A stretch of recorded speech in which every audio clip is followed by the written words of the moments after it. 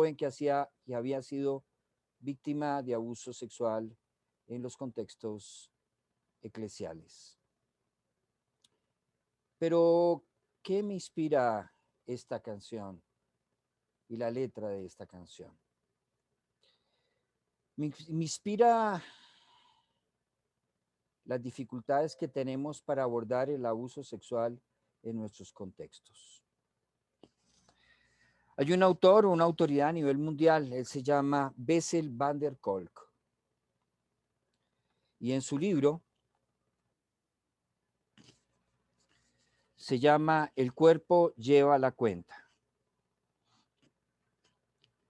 Dice en la página 237, el ser humano traumatizado se recupera en un contexto de relaciones, con la familia, con las personas queridas o en reuniones, en una organización de veteranos, en las comunidades religiosas, en reuniones de alcohólicos anónimos o con terapeutas profesionales.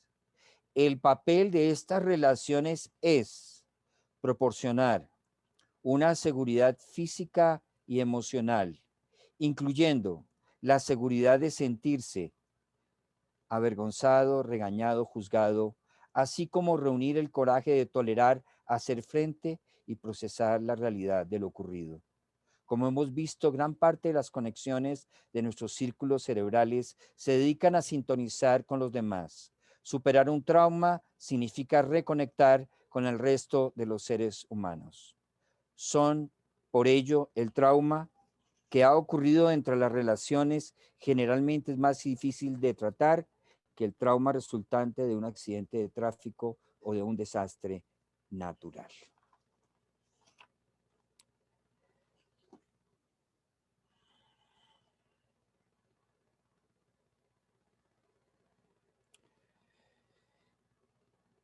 Quise colocar como introducción esta letra de esta canción porque realmente estamos en un mundo desquiciado por la condición del ser humano caído. Pero quiero introducir precisamente a nuestra realidad del abuso sexual en los contextos eclesiales.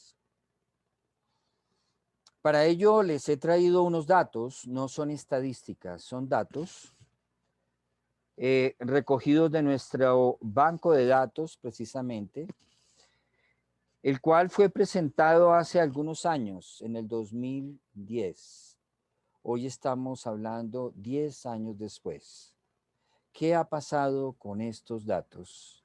Estos fueron nuestros primeros datos presentados en un evento que convocó precisamente la Fundación El Renuevo para sensibilizar y concienciar a la iglesia de la realidad que estábamos viviendo.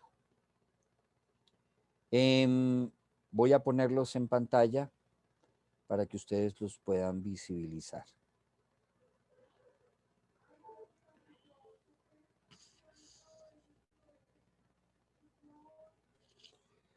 Recordemos la frase de nuestro Señor.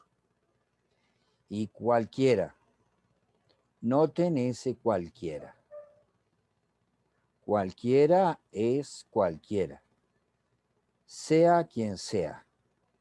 Sea una persona que se diga creyente o que se diga pastor, cualquiera. Cualquiera que haga tropezar a algunos de estos pequeños que creen en mí, mejor le fuera que se le colgase al cuello una piedra de molino de asno y que se le hundiese en lo profundo del mar.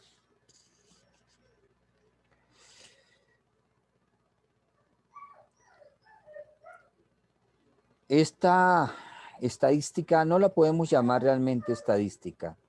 Son unos datos que recogimos con base a la experiencia que la fundación tenía. Comenzamos en el 2005 en red con la Asociación Afecto contra el Maltrato, de la cual somos miembros, y formamos parte del Comité de Temas y Técnicas, que es un comité académico, el cual trata de estar al día y trata de ir día a día documentando las realidades del abuso en Colombia. En el 2005 comenzamos, pero no nos habíamos preocupado por la necesidad de recoger datos. Pensamos que aquello era algo eh, pasajero, que esta realidad del abuso sexual en los contextos eclesiales era algo de pocos. En el 2005, la Fundación El Renuevo, a través de la doctora Isabel Cuadros, recibe de alguna manera un cuestionamiento. ¿Por qué no trabajan ustedes los temas de abuso sexual que se generan en las congregaciones? Porque nosotros no damos abasto. Sorpresa para mí, yo no pensaba ni sabía en el 2005 que había tanta víctima de abuso y que se daba en relación con líderes eclesiales o líderes pastorales o líderes de organizaciones proeclesiales o paraeclesiales. Entonces decidimos en el 2007, después de darnos cuenta de que el tema y el problema era más grande de lo que pensábamos, entonces del 2007 al 2010 comenzamos a, de alguna manera, a hacerle un seguimiento ya un poco más estructurado a estos datos. Entonces nos encontramos con una información. Habían 383 casos de abuso sexual que habíamos atendido desde 2007 al 2010. Menores de 11 años eran 285 y menores de 14 años eran 98. Yo no les vengo a hablar de estadísticas de la ciudad de Bogotá, no les vengo a hablar de los datos que se sacaron de el forensis, no les vengo a hablar de los datos que se tienen alguna organización en Colombia. No, yo les voy a hablar de los datos que nosotros tenemos frente a la realidad que hemos vivido frente a la Iglesia de Cristo, de la cual formamos parte. 383 casos. De esos 383 casos nos encontramos que las niñas menores de los 11 años eran niñas 186 y niños 99. Y las niñas menores de 14 años 7 y niños menores de 14 años 29. De esos 383 casos. Pero lugares donde se había efectuado ese abuso, dentro de las instalaciones de las iglesias evangélicas, 153.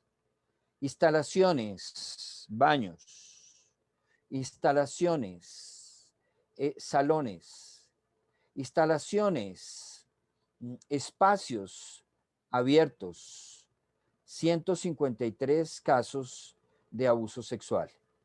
No hablo de violencia de acceso carnal, no hablo de violación, hablo de abuso sexual. Hogares, en los hogares evangélicos, 61 personas víctimas de abuso sexual.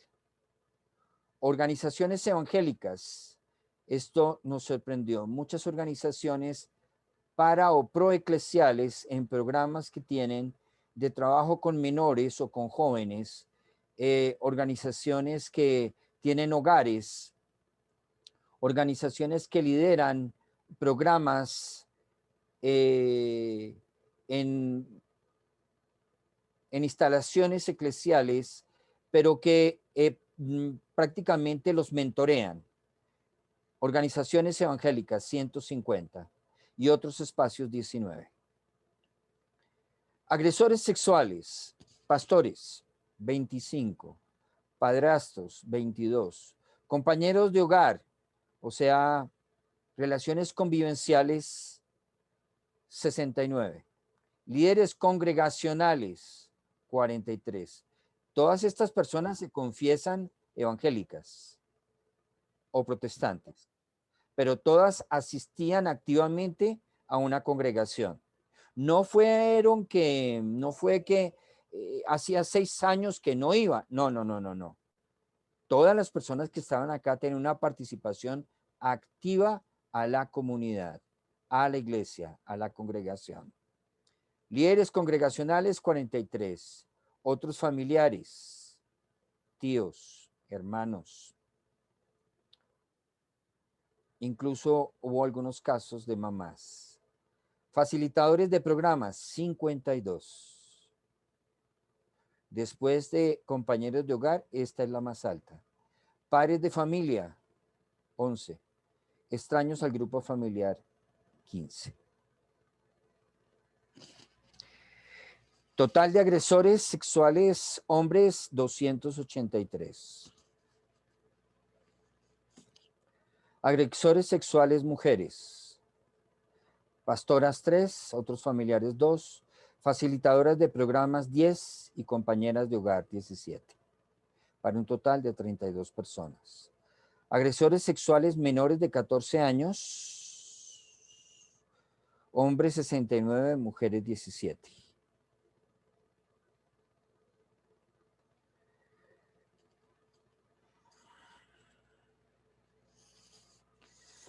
Remisiones, 35 remisiones a psiquiatría, 17 remisiones a neuropsicología, 66 remisiones a psicología especializada.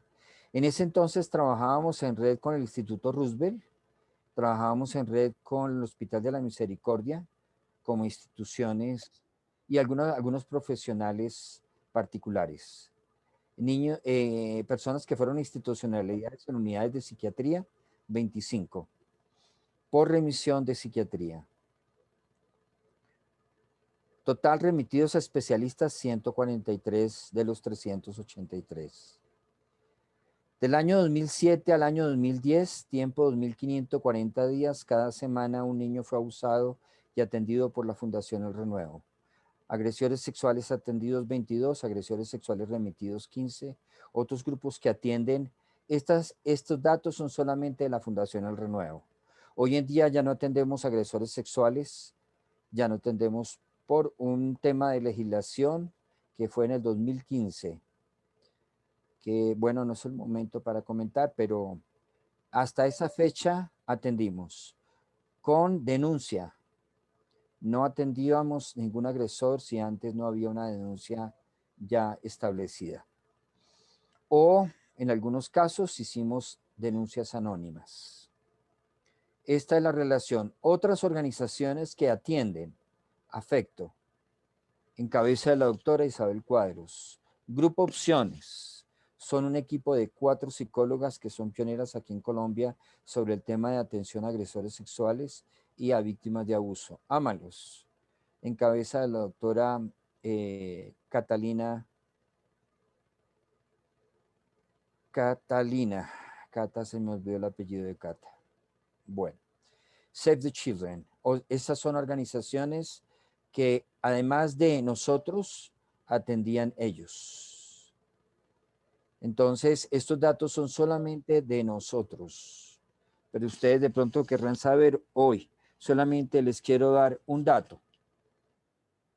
En la actualidad, hasta la fecha de 2019, primero de enero 2019, llevábamos 1.972 casos de personas atendidas por parte de la Fundación El Renuevo.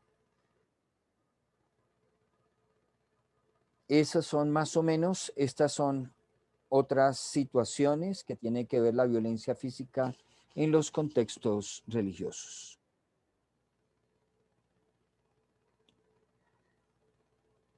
Bueno, yo quiero que con esta introducción a este tema iniciemos nuestro conversatorio. Yo sé que ya ustedes ya tienen inquietudes y posiblemente ya tengan preguntas. Entonces, por favor, vamos a levantar nuestra mano. No vamos a levantar nuestra voz sin antes levantar nuestra mano. La pastora Jenny Murcia nos está apoyando hoy en la logística. Es una de las personas que forman parte del equipo Renuevo. Entonces, por favor, si usted quiere hacer alguna pregunta, si tiene alguna inquietud, por favor, levante su mano.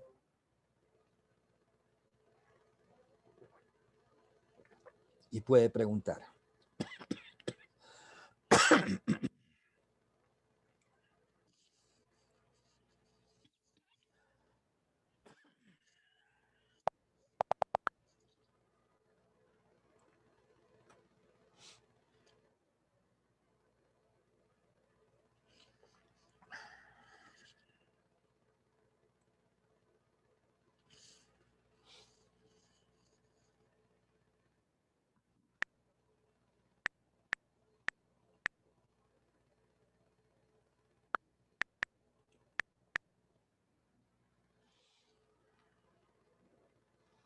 ¿No hay preguntas?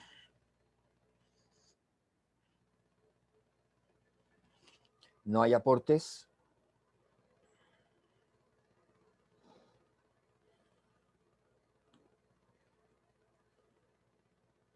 Bueno, espero que me estén oyendo.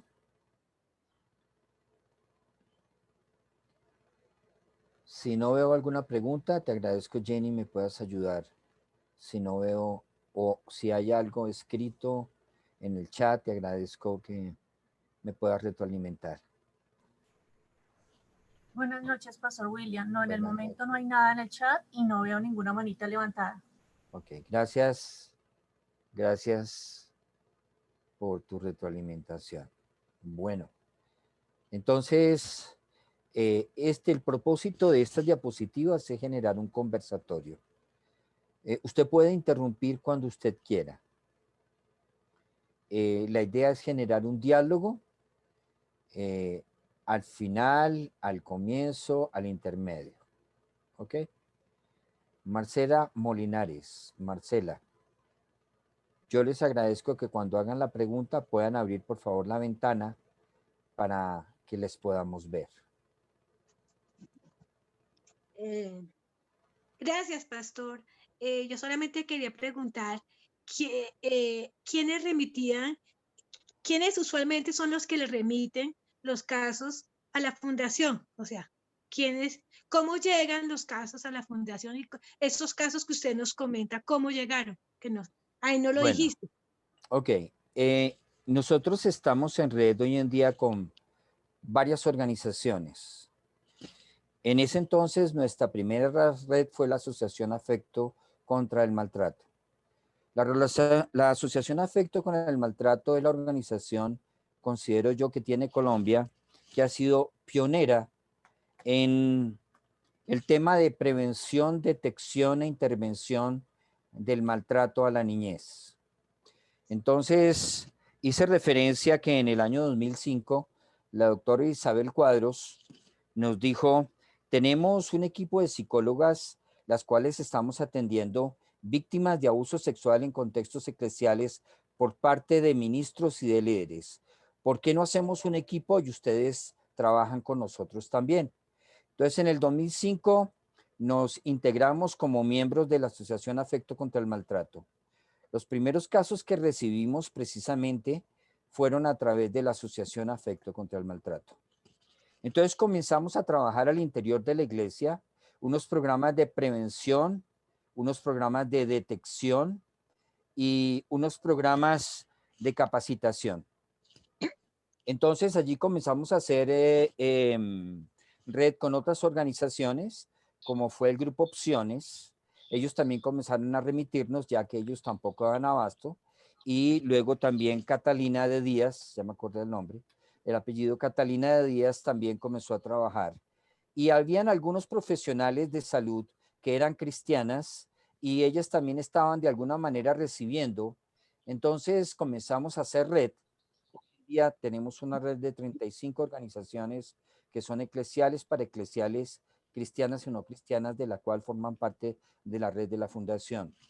Estas son algunas de las remisiones. Otras de las remisiones, cuando la Fundación El Renuevo, por la gracia de Dios, comenzó a darnos de alguna manera, nos convertimos en un referente del tema de familia y del tema de protección y prevención del abuso sexual. Entonces, algunas organizaciones cristianas y denominaciones cristianas quisieron hacer con nosotros algunos convenios para remitir a sus líderes que habían estado involucrados en situaciones de abuso. Entonces comenzamos a hacer algunos acuerdos institucionales de acompañamiento a agresores sexuales o a líderes que habían tenido conductas sexuales inadecuadas frente a sus ovejas. Entonces, la fuente de las remisiones surge por la red a través de la cual nosotros estamos conectados y a través de las mismas organizaciones denominacionales con la cual estamos vinculados. Gracias, pastor. Ok. Luz Estela, pregunta. Pastor, yo quería preguntarle cómo está funcionando la parte legal. Yo ahora estoy caminando con una mamá de una niña pequeña que fue abusada por el papá. Sé que hay un WhatsApp de 40 mamás que han estado en el mismo caso y hay psicólogos súper preparados que están alegando alienación parental y logrando que inclusive le quiten los niños abusados por ellos a las mamás. Es decir, la ley aparentemente y las comisarías no están respondiendo a eso. Y estoy hablando, bueno, no solamente de las iglesias, pero en el caso que yo tengo es gente que está en la iglesia. Ok, entonces, digamos, la pregunta sería ¿cuál? La parte legal, ¿cómo en su experiencia ha visto el respaldo legal a estas mamás que dicen que sus hijos y acusan que sus hijas fueron abusadas o sus hijos abusados, especialmente por la familia? Ok, sí. Ahora, hay una nota adicional.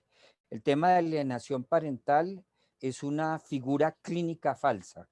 No Exacto. tiene fundamentación realmente clínica, argumentada, y es un debate de la psicología clínica precisamente en el fuero de la actualidad y de la psiquiatría, ¿no? Pero, a ver, tenemos que tener en cuenta dos cosas. Para abordar el tema del abuso sexual, tenemos que diferenciar las instancias legales de las instancias terapéuticas. Son dos instancias que interactúan, se relacionan, trabajan de forma autónoma, mas no independiente. Pero la experiencia nos ha demostrado que tenemos que trabajar de forma autónoma e interdependiente, no independiente.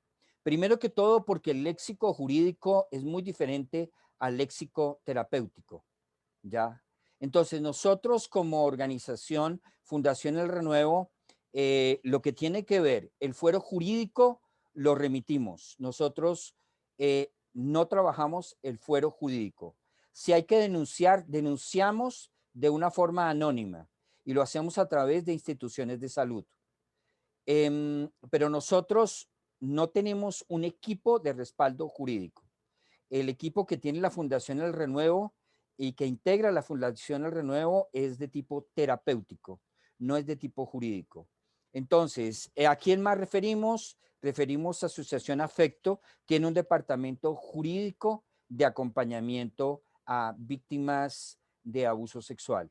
Y hay varios abogados que forman parte de un equipo de la Asociación Afecto y ellos trabajan en ese tema. Hay algunos, el Colegio de Psicólogos también tienen psicólogos forenses que participan en lo que tiene que ver el tema probatorio.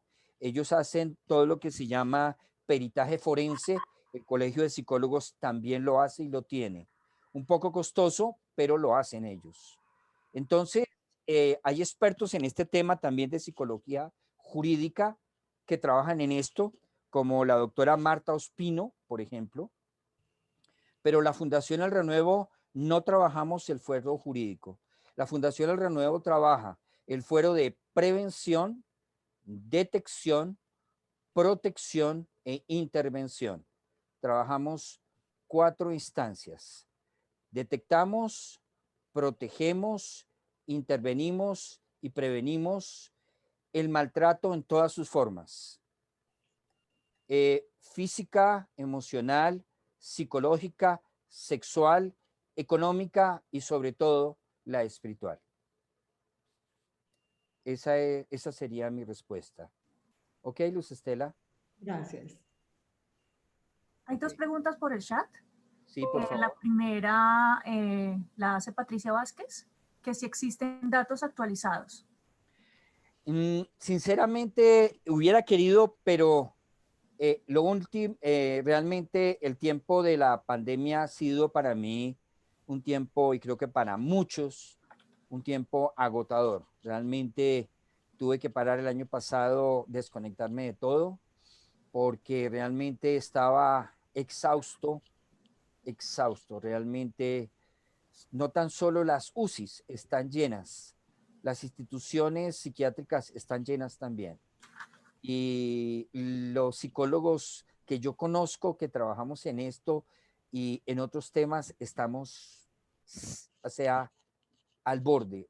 Esa es no una justificación, solamente una excusa que hubiera querido trabajar en esto, pero en este año no lo pude hacer. Sí hay algo más actualizado que realmente sería aportante al tema, incluso de pronto lo puedo enviar en diapositivas, como también les vamos a enviar las diapositivas que ustedes van a ver acá, esas diapositivas se las vamos a enviar a sus correos, por lo tanto, deseamos tener sus correos si no los han dado. Entonces, frente a esto, es lo que yo podría, solamente el dato que pude sacar ya a fecha, porque no alcancé a tabularlo del 2020, es 1972 casos, sin incluir los casos que atiende la doctora Carolina Santamaría, sin incluir los casos que atiende la doctora Carolina Acevedo, sin incluir los casos que atiende la doctora Mónica Rico, sin incluir los datos de la Asociación Afecto contra el Maltrato, sin incluir los datos de la Asociación Ámalos y Opciones y Save the Children. Y les estoy hablando no del abuso sexual en Colombia, estoy hablando del abuso sexual en los contextos eclesiales, religiosos. Y no estoy incluyendo al fuero católico.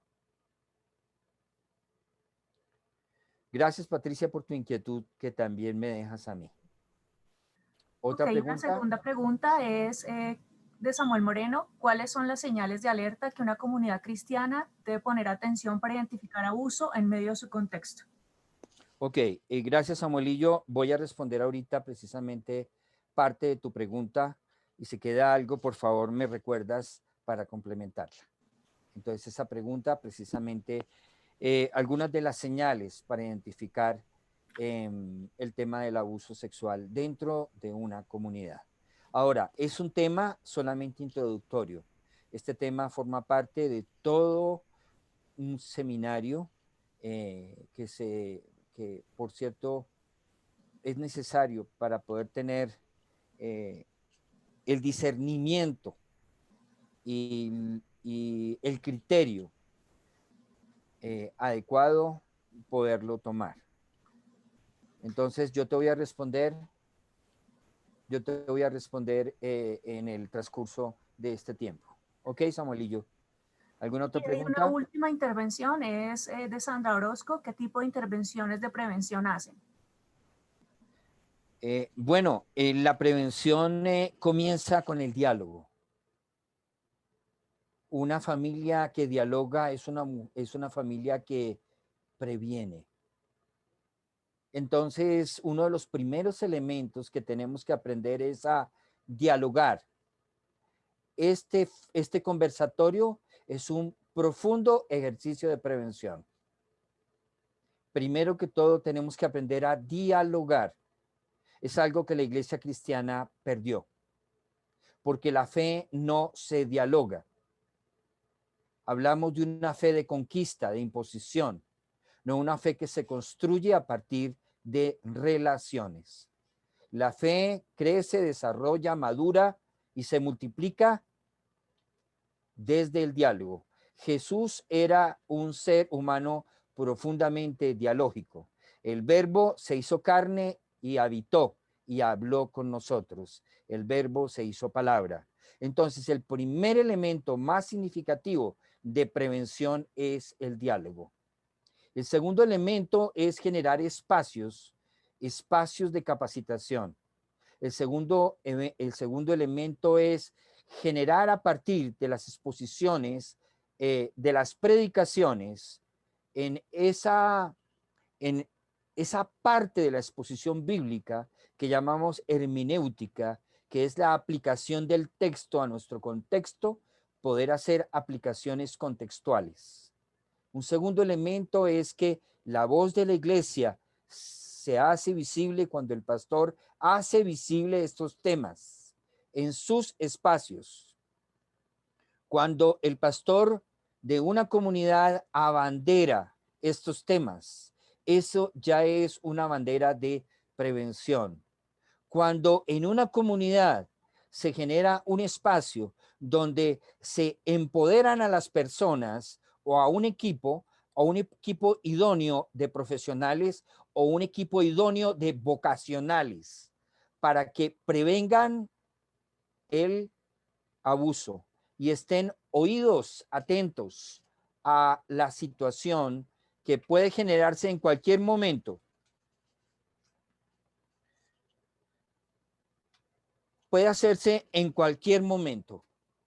Entonces, también capacitamos pastores en estos temas de prevención y detección del abuso, acompañándoles en lo que llamamos una pastoral de la consolación con víctimas de abuso sexual o con víctimas de maltrato. Entonces, al dar seminarios, al dar charlas de este tipo, al empoderar pastores, tipo cascada, ¿qué pasa? Ellos reproducen esta información a sus comunidades. O cuando damos una exposición a un grupo de pastores, al final se nos acercan las personas para decirnos, nosotros estamos viviendo eso. Eso ya no es prevención, eso ya es identificación. Entonces, esto es un círculo. La prevención no forma únicamente, no es un elemento, forma parte de un sistema. La prevención forma parte de un sistema, de un cuidado. La prevención forma parte de un sistema que interviene, que cuida, que protege y que previene. ¿Cómo prevenimos? Empoderando preventores. ¿Qué son preventores? Esta palabra usted no la va a encontrar en el diccionario. Es un neologismo, es una palabra que el Renuevo ha querido usar para hablar de, así como hablamos de protectores, hablemos de preventores. Los protectores protegen, los preventores previenen. Hemos desarrollado muchos programas de prevención, pero no hemos empoderado a las personas en prevención. Empoderamos a las personas en protección, pero no las hemos empoderado en prevención. Esas personas que están empoderadas en prevención, capacitadas, debemos de identificarlas como preventores y debemos de identificarlas y empoderarlas dentro de nuestras comunidades de fe. Ahora, hay también dinámicas de prevención del abuso sexual. hay talleres de prevención, hay textos de prevención. Una persona que ha liderado muy bien esto es la doctora Catalina Díaz de Moscoso. Ella ha trabajado mucho en temas de prevención. Y es un referente, no tan solo para Colombia, para América Latina, sobre el tema de prevención. Entonces, eso es lo que yo te puedo decir a grosso modo con respecto a prevenir. Ok, hay una pregunta de María Mercedes Rubio. Nos pregunta, ¿ustedes han tenido casos de agresores sexuales bajo atención y en tal caso yo lo podría remitir a ustedes? Tuvimos, como lo dije en la iniciación, ya no tratamos con agresores sexuales, ya no los tratamos, y hay muchos elementos por los cuales ya no los tratamos. Hay una legislación en la cual obliga al terapeuta a denunciar al agresor. Bueno, pero ¿es acaso no es eso lo que tenemos que hacer? Sí, claro, eso es lo que tenemos que hacer, evidentemente, pero anteriormente una persona venía a usted como terapeuta para decirle, ayúdeme porque yo tengo una conducta sexual de agresor y usted lo podría ayudar. Y está bajo la cobertura y el cobijo de la confidencialidad de la reserva de la historia clínica. Hoy en día ya no. Nosotros hemos denunciado agresores, incluso hemos denunciado agresores y los hemos acompañado en su proceso de juicio y además de eso, en su proceso de encarcelamiento. Pero desde el 2015 para acá ya no atendemos agresores, porque hay unos elementos que no protegen ni a la fundación, ni protegen tampoco ni jurídicamente, ni físicamente al terapeuta. Entonces los casos que se han dado han sido de agresión a los terapeutas que atienden a agresores o a las instituciones y organizaciones que atienden a agresores. Entonces hoy en día yo realmente desde el 2015 dejé de atender agresores sexuales. Solamente el grupo Opciones atiende no agresores sexuales, atiende jóvenes con conductas agresivas. Esos son los menores de 14 años. Hoy en día a mayores de 15 años o 18 años en algunos casos se les refiere como, como agresores, como jóvenes con conductas conductas sexuales inapropiadas. Así se categorizan. Entonces, eso es lo que te puedo responder con respecto a la necesidad, porque es una necesidad, el tema de poder identificar, poder trabajar y acompañar a aquellas personas que han tenido conductas o que son agresores sexuales. No todos los agresores sexuales son pedófilos. Hay personas que tuvieron una situación de abuso, una o dos, pero fueron denunciados, fueron demandados, lo cual estamos totalmente de acuerdo y acompañamos a la víctima en eso, pero también el agresor que tiene una real conversión o un real arrepentimiento debe ser acompañado. Entonces nosotros teníamos un protocolo y era un protocolo del cual hasta el 2015 esa persona si iba a ser atendida por nosotros, primero tenía que tener, ya había sido denunciada y segundo, pasada por una valoración psiquiátrica y una valoración pastoral. Después de haber hecho esa valoración, entonces decidió si sí o si no atendíamos a esa persona. Porque hay agresores sexuales que realmente no hay una real conversión o tampoco no hay un real arrepentimiento o tampoco no hay una verdadera voluntad de querer disponerse a iniciar un proceso de acompañamiento terapéutico. Entonces, previa evaluación psiquiátrica y pastoral, iniciábamos el proceso con los agresores o con jóvenes con conductas sexuales inadecuadas, pero hoy en día no. Ok, el chat se está moviendo bastante. Sandra Damos Orozco, otras dos y sí. pasamos a las diapositivas. Ok, Gracias, dice Jenny. Sandra Orozco, ¿quiénes hacen la evocación? ¿Las víctimas? Y Luz Estela pregunta, ¿Quién hace qué? La evocación, ¿las víctimas? No entiendo, evocación, ¿a qué se referiría? Ok, tocaría que En Sandra... el momento de denunciar, ¿quién es la persona que hace la evocación de un abuso? ¿Que denuncia? Sí. Ok. Usualmente en los contextos, cuando nosotros lo solicitábamos, era usualmente el familiar agraviado, el cónyuge lo hacía o un familiar. En el contexto de las instituciones de los colegios, había unos protocolos que los colegios deberían de seguir y lo hacían a través de las directivas. Cuando era una congregación, se debería hacer a través del representante legal de la denominación o el pastor cabeza de la organización.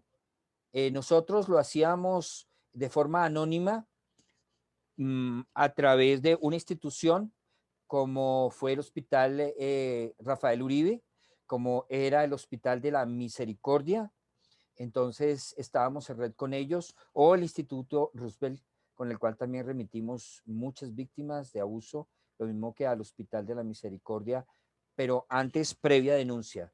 Entonces, ¿qué hace el hospital? Envía una comisión a la casa de la persona donde hay esa presunción de abuso.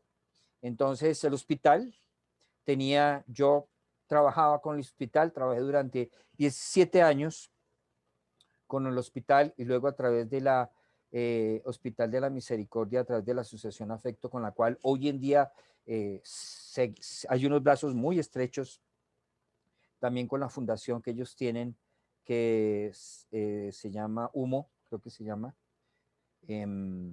Entonces, esos eran los medios a través de los cuales, los canales a través de los cuales se hacían las evocatorias, como tú las llamas, o las denuncias. Y en este tema hay que tener mucho cuidado. Nunca una denuncia, cuando forma parte de una organización, debe hacerse a título personal. Cuando un profesor notifica una presunción de abuso en el colegio, no es el profesor el que hace la denuncia, es la institución la que hace la denuncia. Un profesor no debe andar solo en este tipo de denuncias. La denuncia es todo un tema que hay que hablarlo. La denuncia no es una reacción a la venganza, es una reacción a la justicia. Entonces tenemos que saber cómo reaccionar y de qué forma hacerlo y de qué forma también conducirlo, que sea un medio legítimo y legal. Desafortunadamente, de cada 1000 denuncias, según la estadística que hoy nos dan, solamente una es procesada y una es judicializada, de 1000. Ese dato lo dio el Forensis a comienzos del año, más o menos del 2019. Daban la estadística del 18. En el 2020 no ha salido información todavía sobre eso.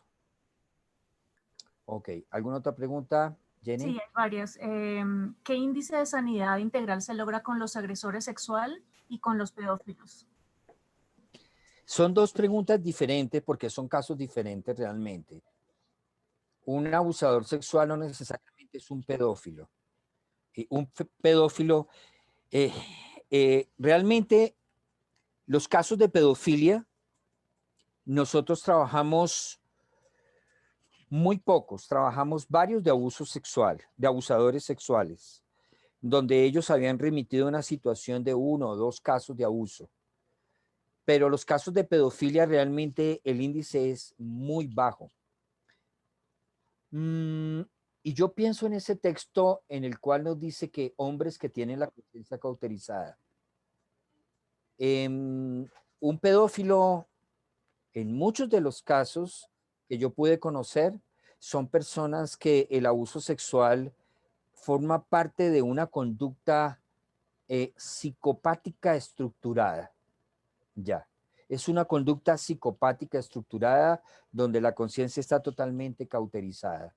Entonces yo les digo, casos de pedofilia, de los casos que nosotros acompañamos, solamente yo pude ver de unos 12 casos, pude ver uno nomás.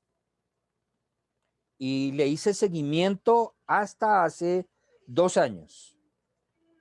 Fue un caso del 2010 y creo que le hicimos seguimiento de hace 2 años. De 2 años para acá, no he vuelto a hablar con él, no me ha vuelto a llamar, él usualmente lo hacía.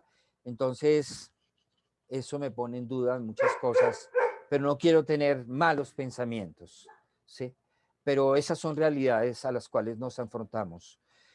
Los casos de abuso, los casos de conducta sexual, un pastor,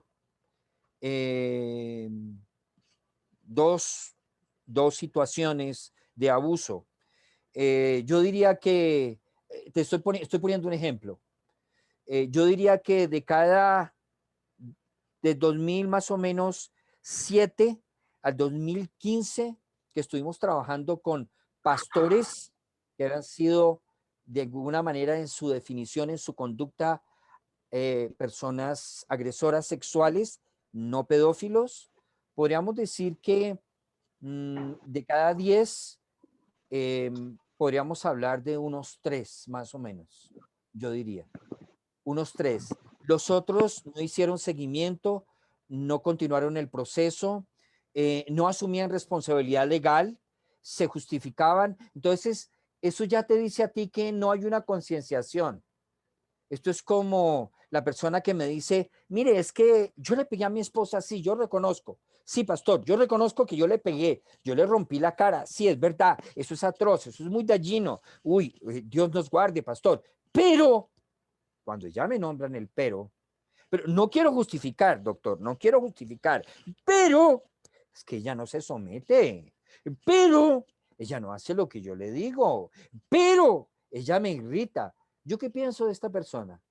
Esta persona no tiene concienciación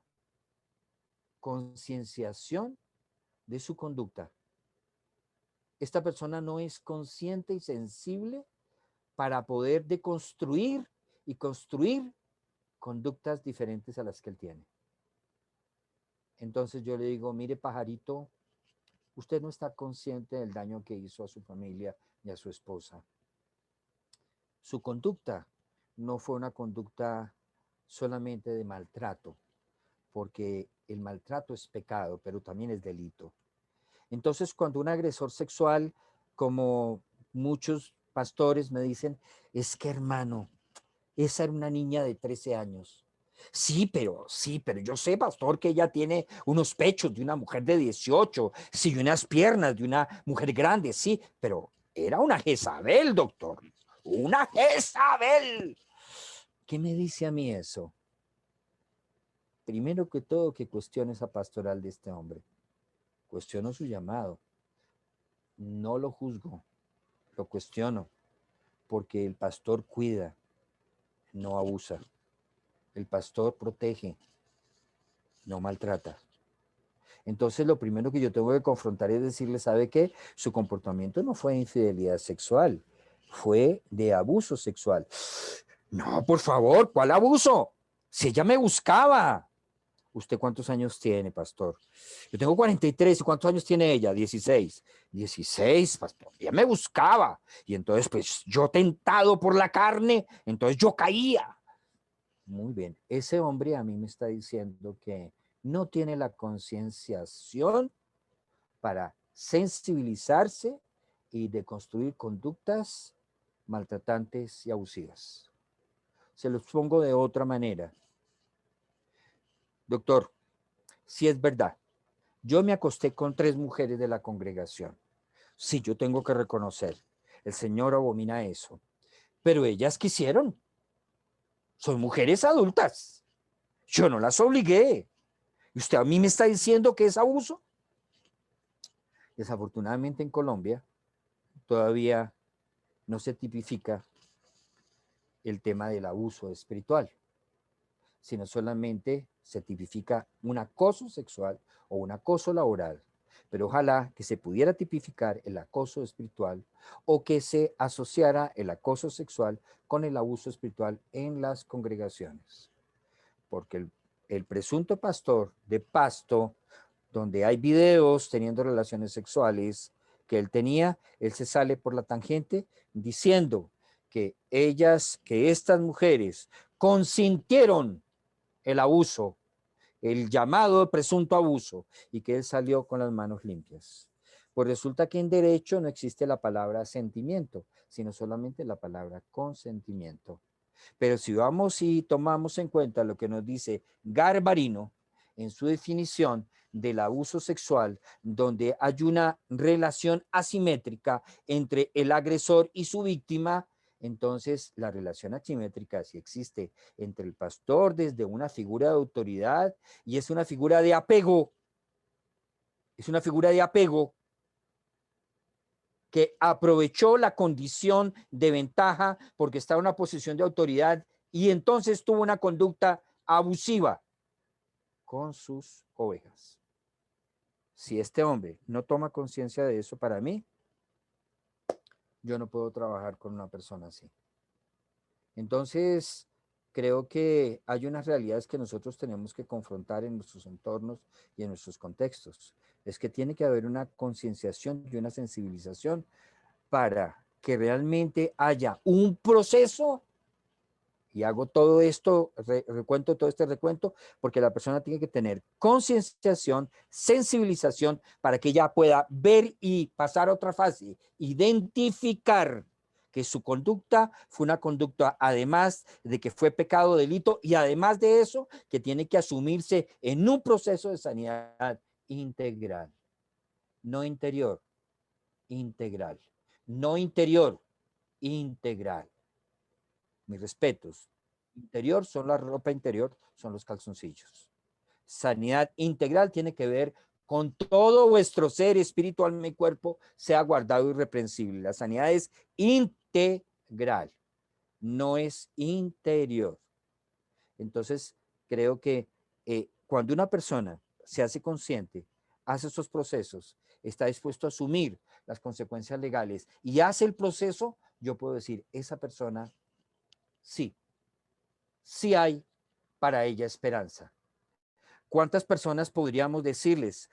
Podríamos decirles que, bueno, de los agresores sexuales que pudimos atender desde 2005 hasta el 2015, que la gran mayoría eran líderes y pastores mal contados, que pudieron y siguieron adelante con su proceso y hasta el día de hoy tenemos, me llaman, hablamos, dialogamos, tomamos cafecito, pero hay unos 33, todos hombres, 33.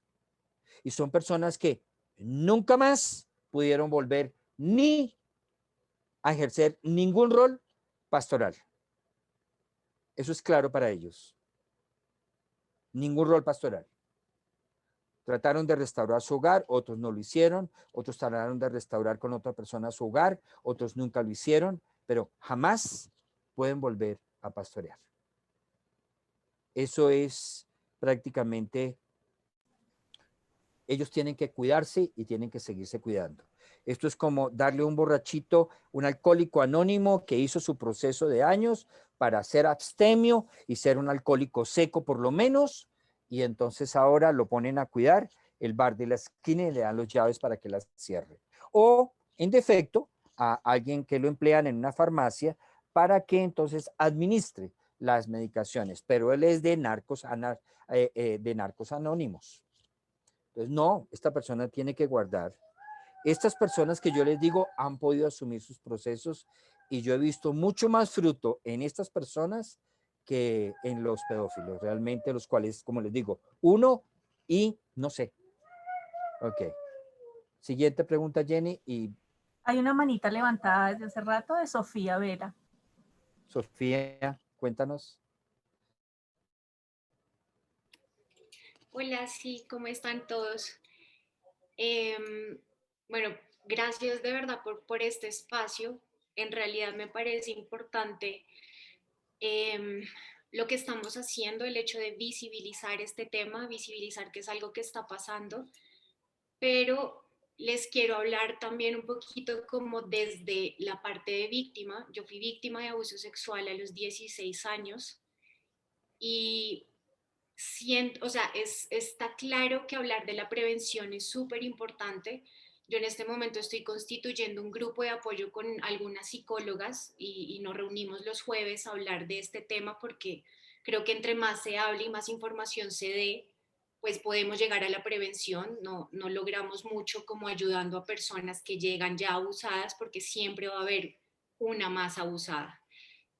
También tengo hombres dentro del grupo de apoyo, que ha sido muy enriquecedor, pero mi pregunta es decir, a mí me violaron a los 16 años, pero tengo 30 y después de 14 años estoy empezando a hablar. Siempre sí se tiende a culpar a la víctima, eso es verdad, y muchas veces se pregunta por qué las víctimas no hablamos, más allá de la prevención que ustedes lo están viendo, que me parece súper importante, o sea, sin minimizar esto, se está hablando desde la prevención como desde afuera. Yo quisiera preguntar a ustedes como fundación, ¿qué herramientas le pueden proporcionar a los círculos cercanos a una víctima, es decir, familia, amigos, sociedad, frente a las respuestas que pueden tener cuando una persona les dice que fue víctima? Porque hay mil razones por las que las personas nos quedamos calladas y cuando uno habla siempre dicen como, ok, ¿por qué después de 14 años? ¿Por qué no lo dijiste en ese momento? ¿Por qué? ¿Por qué? ¿Por qué? Y no entienden muchas veces que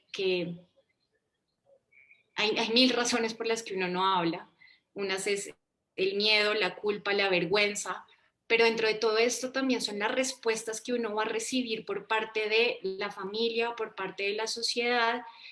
Y quisiera saber si como fundación ustedes, no sé, hacen talleres o algo como para capacitar a las personas en la manera en la que responden cuando alguien les dice fui víctima de violencia sexual. Sí, gracias por tu pregunta, Sofía. La Fundación El Renuevo eh, forma asesores familiares. Llevamos aproximadamente, Jenny, son 3, con estas 3 serían 6 promociones, con las 3 que salen ahora, Jenny, ¿serían? Sí, señor. Ok. Comenzamos más o menos desde el 2014, 15, más o menos, 2014. Comenzamos a formar asesores familiares. Son 3 años de formación. ¿Quiénes son asesores familiares y quiénes han formado parte de esos equipos? Profesionales de salud, han habido médicas, psicólogas, psicólogos, trabajadoras sociales, enfermeras, bacteriólogas, una psiquiatra, religiosas, una monja católica. También tenemos pastores, maestros, líderes eclesiales, líderes de organizaciones como son Compassion Internacional. Capacitamos más de 3,000 maestros de Compassion Internacional y hemos capacitado a pastores de organizaciones como Asambleas de Dios, como Casa Nazarena, como Iglesia Bautistas, como Iglesia Cuadrangular. Llevamos desde el 2005 hasta hoy capacitando asesores familiares. Estos son programas que tenemos. Hoy en día tenemos un programa. Este programa se llama Pastoral de la Sexualidad. Este es un programa que primero que todo tenemos que darle contexto al tema del abuso, porque ya que tú tocas este tema, Sofía, el abuso tiene un contexto. Desafortunadamente, la iglesia cristiana no le ha dado contexto al abuso. Solamente trabajar el abuso fuera del contexto del sistema, de lo que es la pastoral de la sexualidad, es como desarticular una mano del brazo y el brazo del hombro y del tronco de la cabeza. Hay que darle un contexto al tema del abuso. Tenemos que hablar de sexualidad. las iglesias tienen que hablar de la sexualidad. En el año 2010 tuvimos un evento, evento que fue organizado dentro de otras organizaciones pioneras, eran todas organizaciones cristianas, dentro de ellas estuvo la Iglesia Luterana, estuvo Fundación El Renuevo, Unión Cristiana Universitaria, y fueron unos eventos de capacitación en los cuales se tocaron 5 temas: abuso sexual, SIDA, aborto, homosexualidad, y hay otra que no me acuerdo ahorita. Entonces, comenzamos desde el 2010 a darle contexto al abuso sexual. El abuso sexual es muy diferente cuando se vive dentro de un contexto eclesial, dentro de un contexto confesional, como se le llama, a cuando la persona ha vivido una situación de abuso fuera de un contexto confesional. Entonces comenzamos a darle un marco de psicología clínica desde la psicología pastoral, y comenzamos a darle un marco desde la teología pastoral, y comenzamos a darle un marco desde la teología de la sexualidad y de la corporalidad humana. El abuso sexual tiene un marco y debe tener un referente. Entonces nosotros, respondiendo a tu pregunta, tenemos un programa. Este programa se llama Programa Pastoral de la Sexualidad, Teoantropología de la Corporalidad y la Sexualidad Humana, un enfoque bíblico. Ese programa tiene precisamente 3 ejes conceptuales. El primer eje conceptual tiene que ver con el tema de la corporeidad y la sexualidad. Ese es el primer eje conceptual. Segundo eje conceptual, sexualidad y erotismo en la Biblia. Desde aquí trabajamos el placer visto desde la fe y la teología, afectividad y sexualidad, dimensión erótica y bíblica del Cantar de los Cantares. Luego, en ese primer eje conceptual que se llama Iglesia, Biblia y Teología, es el primer eje conceptual, vimos corporeidad, sexualidad y erotismo, sexualidad, el conocimiento mutuo, sexualidad y valores, una perspectiva cristiana. Entonces, hablamos de la libido disminuida y la libido herida, un abordaje del deseo sexual en la pareja confesional. Diálogos de la vagina y diálogos del pene en el contexto confesional. Como parte de ese mismo eje tenemos la sexualidad y el abuso sexual, intimidación religiosa y abuso espiritual. Aquí entonces desarrollamos dentro de este material, está dentro de un contexto: perfiles del agresor en contextos eclesiales, víctimas, impacto, preventores, protectores, intervención y pastoral de la consolación y víctimas de abuso. Este es del primer eje: Iglesia, Biblia y Teología. El segundo eje es Iglesia, Biblia y Pastoral. Hablamos de homosexualidad, homosexualismo y homosexual. El sentido moral de la masturbación y las 3 expresiones del amor bajo la tienda matrimonial. Ese es el segundo eje conceptual: Iglesia, Biblia y Pastoral. Y el tercer eje es Iglesia, Biblia y exégesis. Entonces ya es un acercamiento hacia el texto bíblico desde la exégesis bíblica. Esos son los 3 ejes. Ese es uno de los programas que nosotros tenemos en este momento precisamente y que estamos ofreciendo. Y por cierto, comienza más o menos en 8 días, a lo cual estás invitada si quieres formar parte de ese grupo. ¿Qué personas asisten a este grupo? Tenemos psicólogas que asisten a este tema, psicólogas que muchas de ellas son cristianas, pero no han tenido un referente y herramientas para darle contexto a los temas de abuso y de maltrato en los contextos confesionales. Tenemos trabajadores sociales, maestros, profesores, líderes eclesiales, asesores, consejeros. Esto es lo que hacemos. Cuando hay una intervención, hay un trabajo interdisciplinario. El sistema, le damos un acompañamiento. Y ese sistema es acompañado de la víctima, es acompañado su familia, la víctima, y además de eso, el pastor de esa congregación, dependiendo de la relación que el pastor tenga frente a esa familia y la familia con ese pastor, lo incluimos. Si no, no lo incluimos. ¿Cuánto dura un proceso de acompañamiento de abuso sexual? En nuestra experiencia, mínimo 3 años. 3 años ustedes acompañan a una víctima, sí. 3 años acompañamos a una víctima y a su familia. y hemos venido trabajando esto desde el año 2005 hasta hoy. Estamos hablando de 16 años de trabajo con víctimas de abuso sexual en intervenciones. Podríamos decir que nuestro lado más flaco es la prevención, pero lo hacemos como lo estamos haciendo. Pero nuestro lado más documentado y más grueso es el tema de la intervención. Como te dije, la intervención de una víctima de abuso sexual es muy diferente a la intervención de una víctima de abuso sexual que no es confesional. ¿Ok, Sofía? Vale, pastor, muchísimas gracias. Estamos a la orden en lo que podamos ayudarte, acompañarte. Cuenta con nosotros, ¿ok? Y eres bienvenida a la red que tenemos. Muchísimas gracias, claro que sí. Sofía. Ok.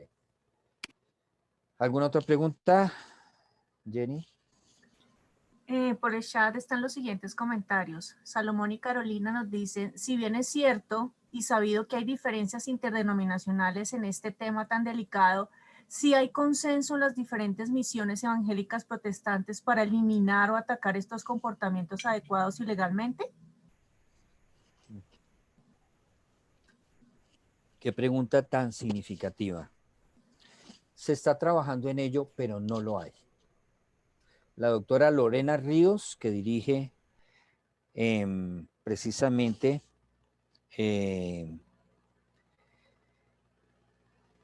la comisión, se me olvidó, si tú me ayudas, Jenny, ¿cómo se llama? La Comisión de Asuntos Religiosos, la cual forma parte del Ministerio del Interior, ha venido trabajando en esto y nosotros estamos trabajando con ella en equipo. Generar un consenso frente a este tema. Pero no lo hay. No lo hay. No hay consenso. Un consenso que podamos decir que sea significativo frente a la problemática, no lo hay. ¿Quiénes son la organización que más ha trabajado esto? Asamblea de Dios. Es una de las denominaciones más grandes que tiene América Latina y que están en Colombia y han trabajado arduamente en este tema. Hacer consenso en su denominación de prevención, detección, protección e intervención. Tienen unos protocolos que toda organización cristiana debería tener, protocolos de prevención y detección del abuso sexual en sus comunidades. Deberían de tenerlos. Consenso no lo hay. Hay personas que trabajan con mucho esfuerzo, con mucha vocación, con mucho amor, como Catalina de Díaz, pero consenso no lo hay. Todavía hay mucha oposición. Hay mucha oposición cuando se habla del abuso espiritual. Mucha oposición.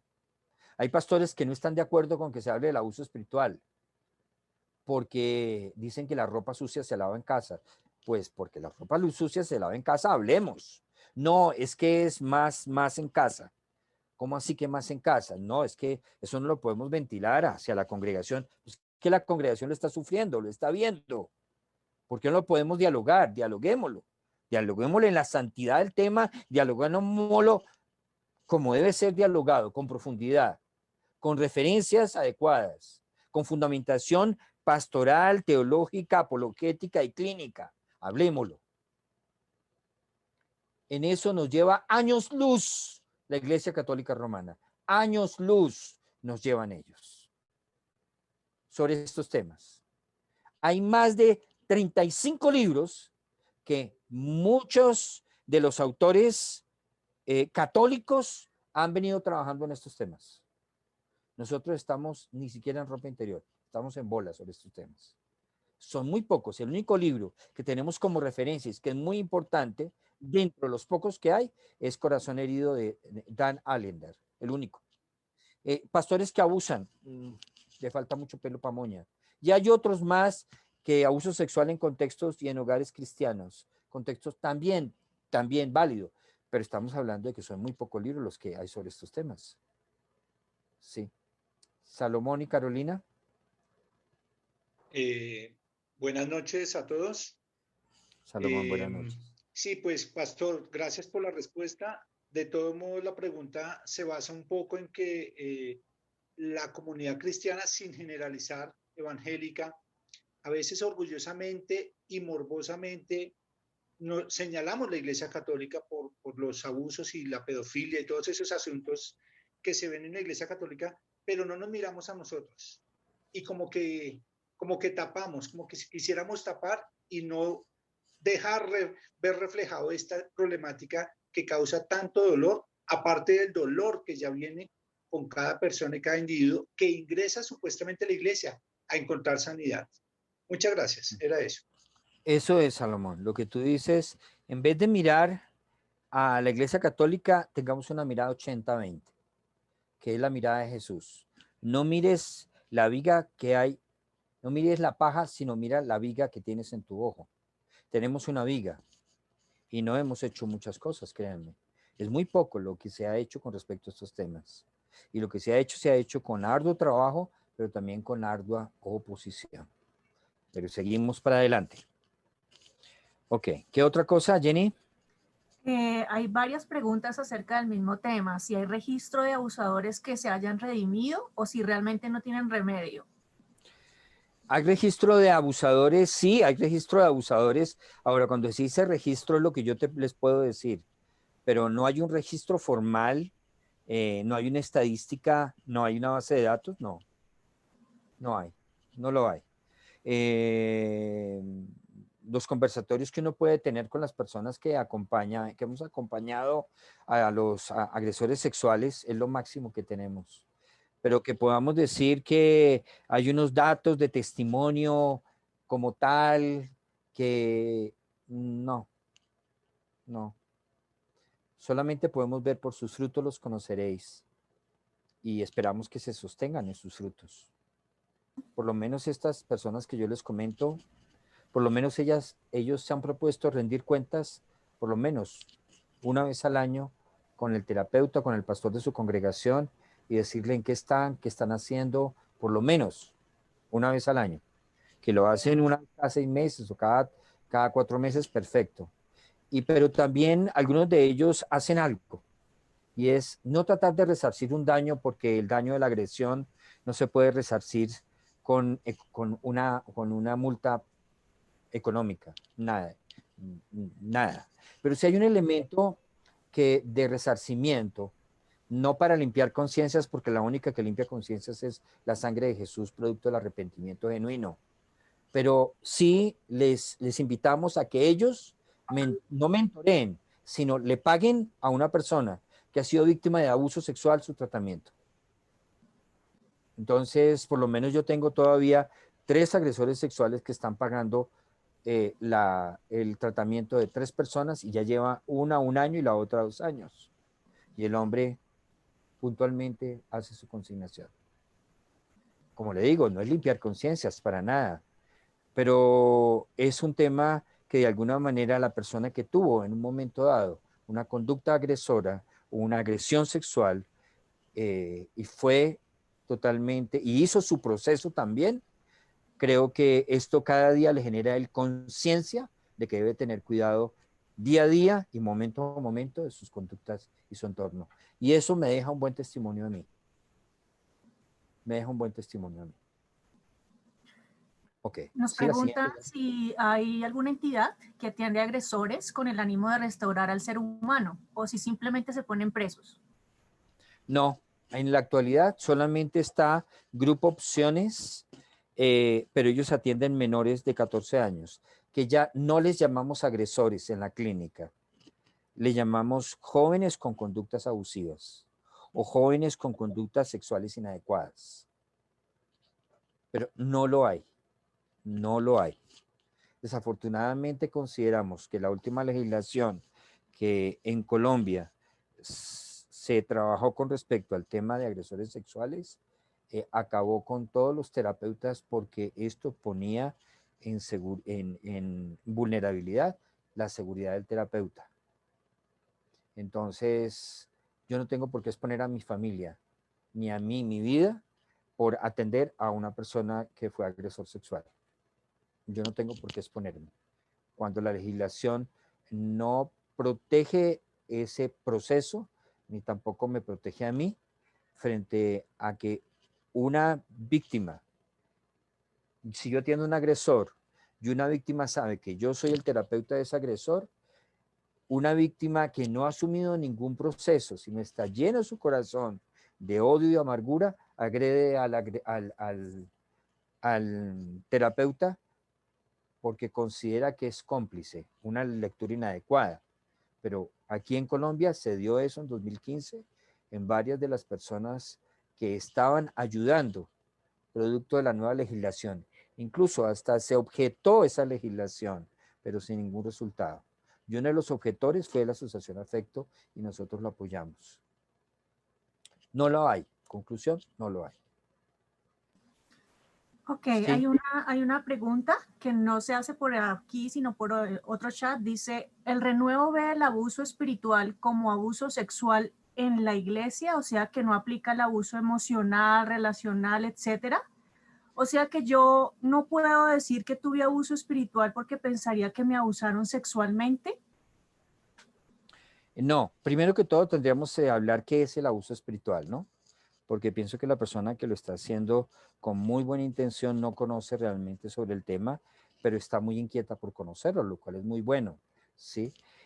Miren este texto que está allí y quiero aprovechar para responder la pregunta. Dios puede ser el arma con la que aplastamos al otro, el disfraz con el que lo seducimos, la moneda con la que lo sobornamos, el pedestal sobre el que nos levantamos para que nos adore. Para que nos adore. Esto es una realidad. Dios puede ser el arma con la que aplastamos al otro, el disfraz con el que lo seducimos, la moneda con la que sobornamos, el pedestal sobre el que nos levantamos para que nos adore. El abuso espiritual es el contexto donde se puede desarrollar el abuso sexual, el abuso emocional, el abuso psicológico. Donde hay abuso espiritual, hay abuso sexual. Eso es casi como 1 más 1 es 2. En una congregación donde el pastor usa el texto bíblico para justificar sus conductas abusivas, allí hay abuso sexual. Cuando el pastor instrumentaliza la fe, o sea, usa la fe para que se le obedezca porque él es el pastor, generando una relación asimétrica de ventaja o asumiendo una posición jerárquica de autoridad, allí es más posible que se dé una situación de abuso sexual que en una comunidad donde no hay abuso de autoridad y no hay abuso espiritual. Donde hay una comunidad y un pastor asume una autoridad relacional, funcional, cuidadora, protectora, allí es muy difícil que entre el abuso sexual. Pero el pastor, donde su autoridad que ejerce es no para servir a su comunidad, sino para servirse de su comunidad, ahí hay una situación que vulnera la problemática y la posibilidad de tener abuso sexual. El abuso espiritual, Cayo Fabio lo llama síndrome de Lucifer. Así lo llama Cayo Fabio. El abuso sexual en contexto religioso se le debe involucrar elementos, por esas razones que hablamos de abuso espiritual, elementos teológicos. Por eso es que hay una gran diferencia entre el abuso sexual en instancias no confesionales a instancias confesionales. En un contexto, en una relación donde el padre abusa de su hija, puede ser que el padre no sea confesional, sea un ateo. Es muy diferente cuando el padre es una figura que se supone que debe de cuidar, igual que lo puede hacer cualquier padre, pero además de eso asume un rol de cuidador y pastor para con su familia. Pero resulta que en vez de asumir ese rol de cuidador y pastor, abusa de su hija. Hay un elemento ahí confesional mucho más complejo, que esa figura de autoridad es un reflejo de la figura de autoridad divina.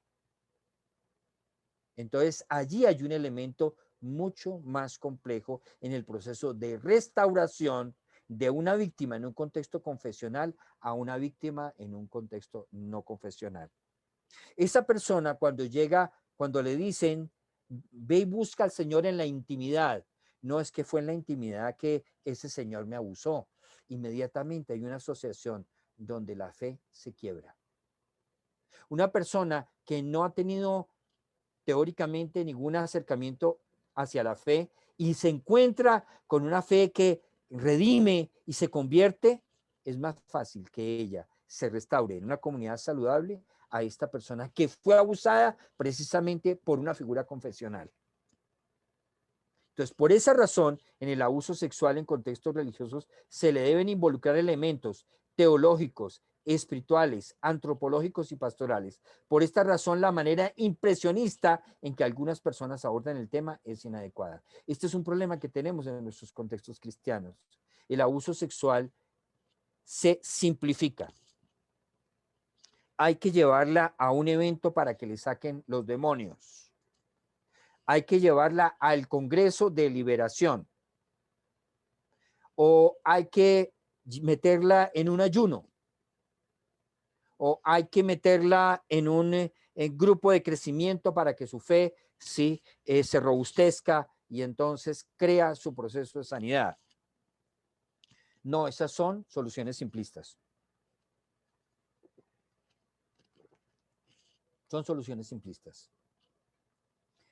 Una víctima en un contexto evangélico, en una congregación, una víctima tiene un perfil. El agresor sabe el perfil de su víctima, conoce el perfil de su víctima, sabe con quién se puede meter, sea mayor o sea menor de edad. El agresor sexual ve al niño que es introvertido, que su mamá siempre llega tarde y lo deja solo, al niño que no tiene una figura paterna en relación. Ese ya es una víctima para un agresor en una comunidad de fe. Una mujer soltera con un hijo, su sistema familiar, no, su familia vive en la costa, él está aquí sola, trabaja sola, quedó embarazada de un novio que tuve acá, el novio maltratante, y ella se encontró su fe y ahora está asistiendo a la congregación. Y desafortunadamente hay un infiltrado en esa congregación, o desafortunadamente no se han dado cuenta que la conducta de este personaje es una conducta abusiva. Entonces, el abuso sexual en contextos religiosos debe involucrar elementos teológicos, espirituales, antropológicos y pastorales. Este no es un tema, es que el abuso espiritual es un tema espiritual. No, el abuso espiritual no es un tema espiritual. Además de espiritual, tiene connotaciones psicológicas, emocionales, sexuales, físicas, jurídicas y espirituales. Esto no es un asunto espiritual solamente. Aquí tenemos a Justo y Franco. Todo parece tan oscuro y aterrador. Creo que solo necesita adaptarse. Esas son respuestas simplistas. Esas son procesos de sanidad simplistas que muchas veces se ofrecen en algunas congregaciones. El maltrato en cualquiera de sus formas es un monstruo, pero es más monstruoso cuando una subcultura religiosa legitima la no resolución de la violencia sexual.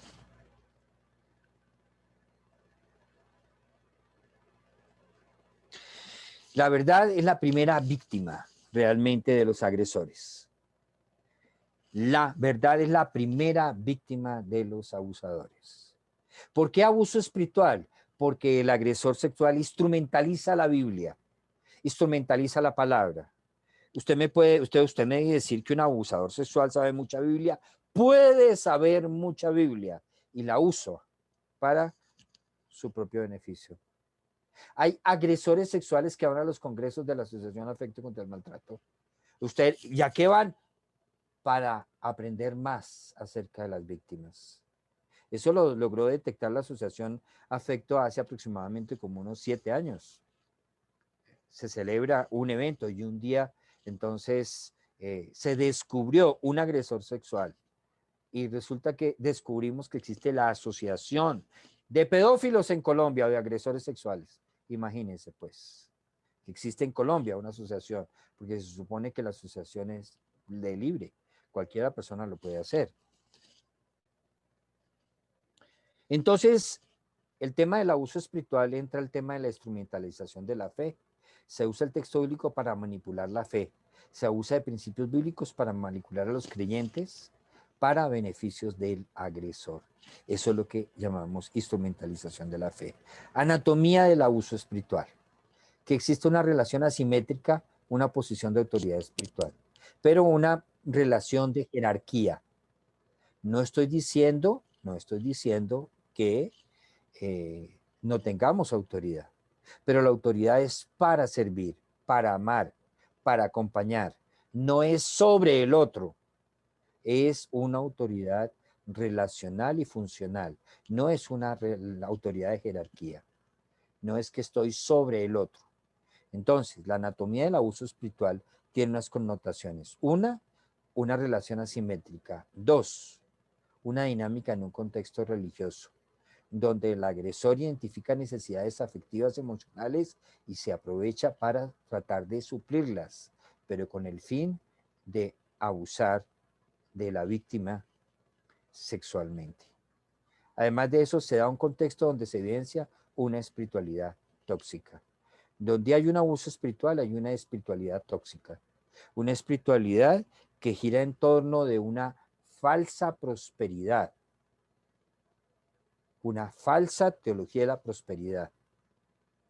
Eso es algo que hemos detectado muchas de las denuncias de agresores sexuales se vienen dando en comunidades donde hay unos rastros y unos rostros de la falsa teología de la prosperidad, donde lo que se evidencia allí es una espiritualidad tóxica, no una espiritualidad emocionalmente sana, donde hay un ejercicio de poder.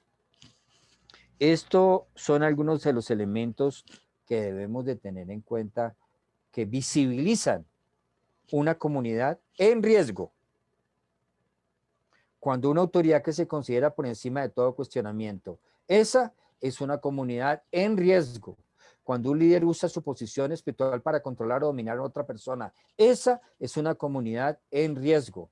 Cuando la espiritualidad se emplea para hacer que otras personas vivan según cierta norma espiritual, lo cual fomenta el desempeño espiritual sin considerar tampoco el bienestar de la persona, o bien se usa para probar la espiritualidad de una persona. Eso es una comunidad en riesgo de abuso sexual. El abuso espiritual afecta a las relaciones. Las figuras de vínculo se ven quebrantadas. Uno de los factores que se afecta en la relación entre el agresor y la víctima es que el vínculo se fragmenta, se quiebra cuando hay una situación de abuso. Boris Cyrulnik, uno de los pioneros en estos temas de relaciones, vínculos de apego, dice: cuando se apaga la estrella principal de una constelación afectiva, el niño se aferra a toda estrella que conserve algún brillo. Total, una persona que tiene necesidades psicoemocionales, psicoafectivas, llega a una comunidad y desarrolla una relación de apego totalmente disfuncional con un líder y con un pastor, y allí entonces se convierte en víctima. Puede ser un niño, puede ser un joven, puede ser un adolescente, puede ser una mujer casada, puede ser una mujer soltera. Cualquiera de ellos, cuando se apaga la estrella principal de una constelación afectiva, el niño se aferra a toda estrella que conserve algún brillo. Figuras de vínculo quebrantadas.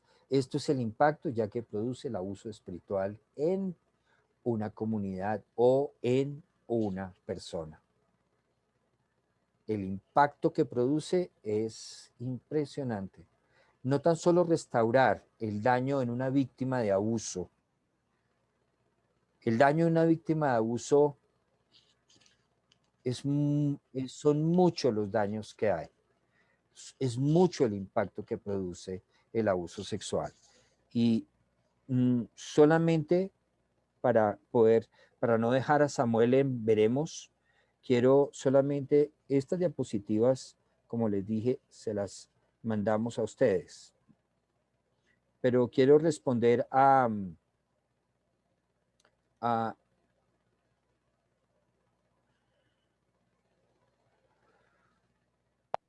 a cuáles son los indicadores.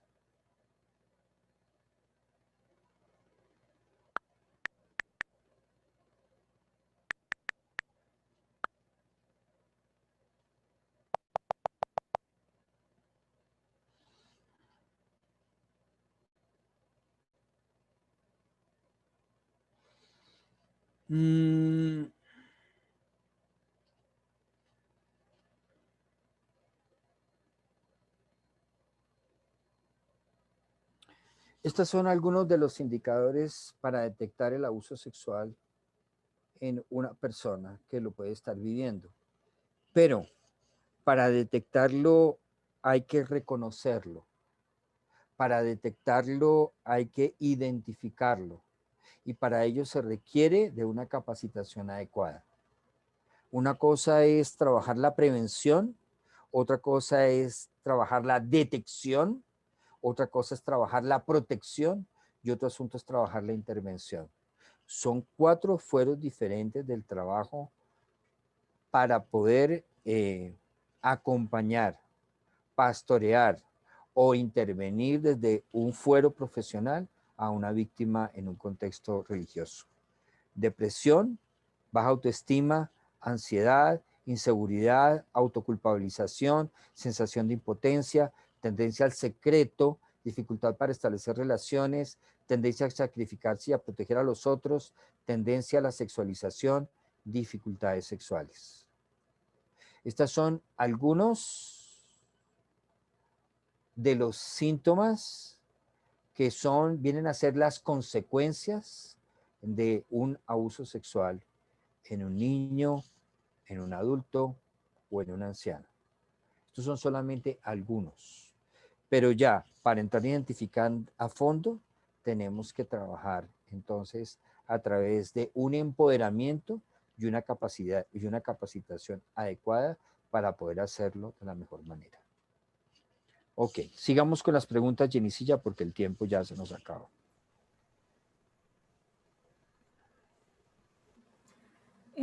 Hay una duda acerca de qué diferencia entre un abusador y un pedófilo.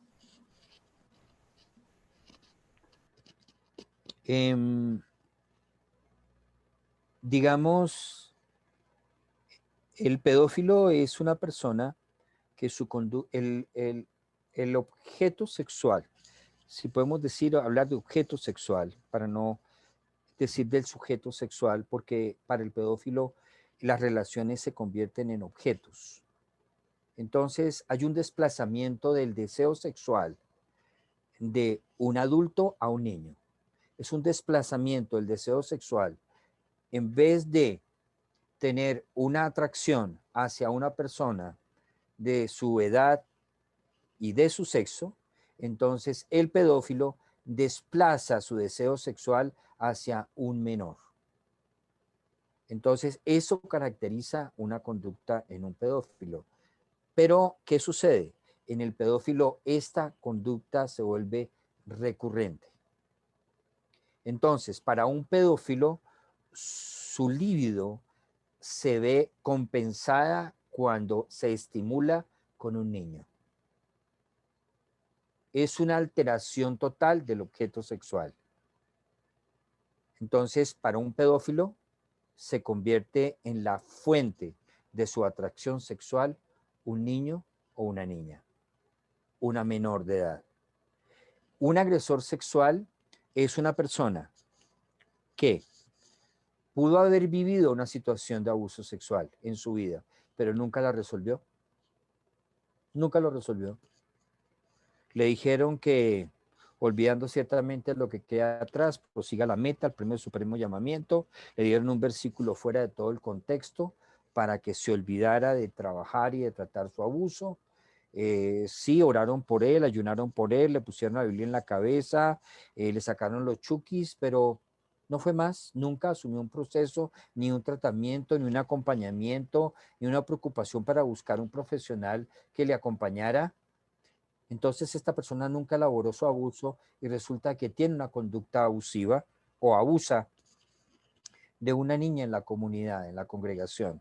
La niña tiene 12, 13 años, él es un hombre de 40 años y resulta que él la tocó, él se aprovechó de ella, tuvo tocamientos inadecuados, en algunos casos pudo haber tenido o no haber tenido penetración. Esa es una conducta, pero con nadie más lo ha hecho, solamente lo hizo con una persona, suficiente. Su conducta es la de un agresor sexual, pero nunca más lo volvió a hacer, ni lo quiere hacer, y reconoce que lo que hizo no fue lo más adecuado. Pero entonces, ¿qué pasa? Él comienza a trabajar y comienza a tratar el tema de su abuso sexual no resuelto de infancia. Entonces, esta persona es un agresor sexual, pero comienza a identificar que lo que él hizo con otra persona fue lo que hicieron con él. ¿Se justifica entonces su conducta? En absoluto. No se justifica la conducta. Solamente se explica por qué esa persona tuvo una conducta agresiva, sexualmente y abusadora, con una niña de la comunidad o con un muchacho de la comunidad. Entonces, eso es un abusador sexual que tuvo una conducta con dos personas, nunca más volvió a hacerla. O tenía 15, 16 años y abusó de su prima, pero nunca más lo volvió a hacer con nadie más. Y eso le generó a él un trauma, un dolor, una culpa, intentó suicidarse, porque hay casos de esos, pero él nunca más lo volvió a hacer. Fue un agresor, sí, es un joven con conductas abusivas, tenía 16 años, sí, abusó de su primita. ¿Cuántos años tenía su primita? Tenía 10, pero su conducta es una conducta de agresor, pero nunca más volvió a tener una conducta de ese tipo. En cambio, el pedófilo ya lleva 30 niños que ha tocado, 15 niños que ha tocado, 25 niños que ha tocado, que ha abusado, que ha tocado inadecuadamente. Entonces, te estoy poniendo el ejemplo y te estoy diferenciando lo que es el pedófilo y lo que es un agresor sexual. Ok, siguiente pregunta, Jenny.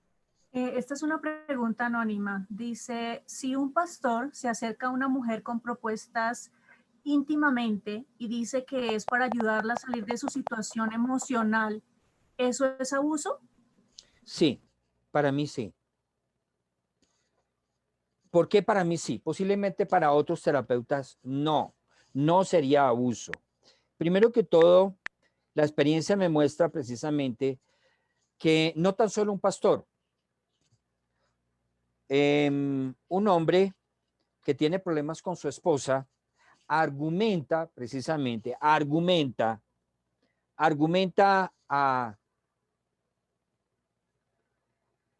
otra persona que tiene problemas con su esposa, que le ayude, vamos a salir, vamos a tomar unas cervecitas, vamos a estar juntos. Estoy hablando de una persona XX. ¿Listo? Y esta mujer, que es compañera de trabajo, le dice, claro que sí, yo te acompaño, y termina enamorándose de él. Y sabiendo que él está casado, entonces se involucra con él. Eso es muy diferente porque este hombre, primero que todo, no tiene ninguna relación, es un compañero de trabajo, no tiene ninguna relación asimétrica de autoridad sobre esta mujer. Entonces, ¿qué pasa? El pastor, ¿por qué abusa? ¿Por qué no va y busca una ayuda profesional? ¿Por qué no va y habla con su supervisor y le dije, mira, tengo problemas, me gusta una mujer de la congregación, pero yo sé que eso está mal hecho, pastor, pero ayúdeme a salir de esto porque, o sea, tengo problemas? ¿Por qué le hace una propuesta? Y muchas veces lo argumentan, y hay muchos casos de esto. El pastor dice, es que tú tienes que ayudarme porque es que mi esposa no es tan comprensiva como tú eres una mujer comprensiva. Yo necesito una mujer para el ministerio, no esta mujer que tengo. Mira, hoy en día conozco pastores que se involucraron con mujeres de su congregación, sacaron a su esposa y hoy en día están casados con ella, con la amante, y ejercen un pastorado. Pero curiosamente resulta que hace unos meses llamó un pastor que yo lo atendí hace 5 años, porque él tuvo conductas abusivas con 2 de sus sobrinas y además con una mujer de la congregación. Entonces ellos 2 vinieron, fueron fueron a la Asociación Afecto y la doctora Isabel Cuadro me lo remitió y yo los atendí. Y él juró y contrajuró que él no tenía ningún amante y que él sí había abusado de las 2 sobrinas y se arrepentía profundamente, etcétera, etcétera, etcétera. El tiempo pasó. Él no quiso seguir el proceso. Él sacó a su esposa de la congregación. La sacó de la congregación. Se casó con la mujer que había dicho que nunca tenía nada que ver con ninguna mujer. Pero curiosamente, esta mujer con la cual se casó, él llamó a la Fundación El Renuevo, conectó una de nuestras psicólogas para buscar una ayuda profesional, con la autorización de su esposo. O sea, la amante, cuando él estaba casado, fue la que llamó sin saber que yo había atendido al pastor. Cuando esta profesional de la salud le dice sí, con mucho gusto, ella me llama a mí y me dice, mira, William, ¿que no es esta persona? Le dije, sí, cómo no, hay que tener mucho cuidado con ese personaje. Por esto, por esto y por esto. Entonces, ella le dice, yo quiero que tú sepas que yo formo parte del equipo de la Fundación del Renuevo. Y con él, con William Charry. Hasta ese día nunca más volvió a llamar. ¿Qué me dice a mí? Yo he visto muchos casos que esa situación no prospera. Esas relaciones no prosperan. Cuando un pastor se involucra con una miembro de su congregación y espera colocarla en un lugar de honor que solamente le corresponde a su esposa, eso es crónica de una muerte anunciada. Ahora, si vamos a tipificar el tema de abuso, sí tipifica. ¿Por qué? Porque él se está aprovechando de una posición, incluso de una supuesta necesidad que él dice tener, para usar a una miembro de su congregación, para usarla. Le está haciendo una propuesta a ella, la va a usar. Y la gran mayoría de las mujeres dicen, no, pues es el pastor. La gran mayoría, no todas. Porque es que el pastor se acerca con argumentaciones pseudo espirituales y pseudo bíblicas. Él no se acerca con el libro de Don Quijote a hablarle a ella. Él se acerca con la Biblia a hablarle a ella. Y con todo un esquema. Entonces, ese personaje a mí ya me dice que ya tiene otro tipo de problemas. Además de la infidelidad conyugal, yo revisaría cómo se relaciona él con las personas de la congregación. Yo revisaría eso. Cómo ejerce su autoridad. Pero si tiene un problema realmente y está buscando una ayuda, no la busque en un miembro de su comunidad. Porque me deja mucho que decir de un pastor que busca en un miembro de su comunidad una ayuda afectiva y emocional. Ese no es el orden, ni tampoco es el protocolo de un pastor que tiene necesidades afectivas porque está en conflicto con su esposa. Entonces, para mí, por esa razón, es que yo objeto, eso es una conducta abusiva por parte de un ministro. Para mí es una conducta abusiva. Sí, pero es que ella es mayor. No importa que sea mayor. Él está en un fuero de autoridad y hay un fuero que también él está aprovechando, no para pastorear, no para servirle a la oveja, sino para comerse a la oveja. Es otra cosa muy diferente. Ok. 10 minuticos más y cerramos. Dice, a veces recibir palabras fuertes, obscenas y demás se entienden como propios del liderazgo, pero a veces no se expone porque no se quiere que se catalogue como que no se está sujetando al proceso.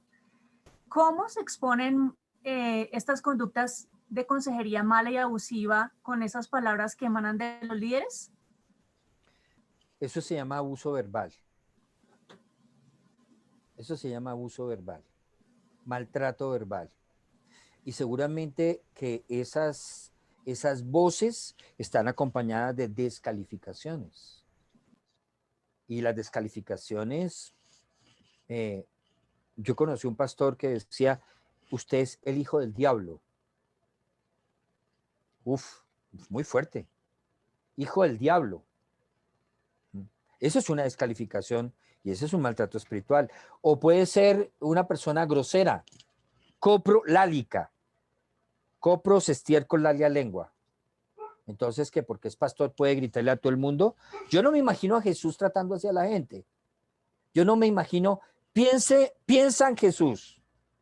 Piensa en Jesús y piensa si Jesús se relacionaría con las ovejas como ese pastor lo hace. Y seguro que no. Yo no imagino a Jesús ni siquiera diciéndole a una mujer que no le está poniendo cuidado en la enseñanza, en la sinagoga, y allí ella está pensando en pajaritos, en pececitos voladores, y le dice, oiga, vieja pendeja, póngame cuidado. Ni eso me imagino yo. Es que no me lo imagino. Yo creo que el grito es otra forma de intimidación. El grito es una forma de intimidación. Entonces, si un líder o un pastor tiene que gritar, está intimidando. Si un padre tiene que intimidar, si un padre tiene que gritar, está intimidando. Miren lo que hace muchas veces un atracador. Grita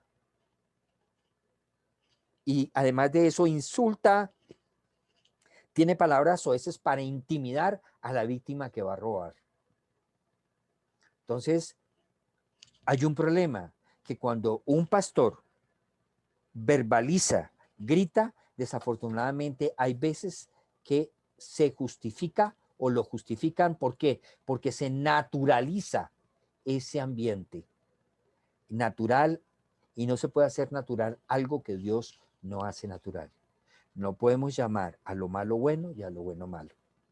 Allí, en esos contextos, es donde mañana se puede dar una situación de abuso, porque se legitima un grito o un maltrato verbal.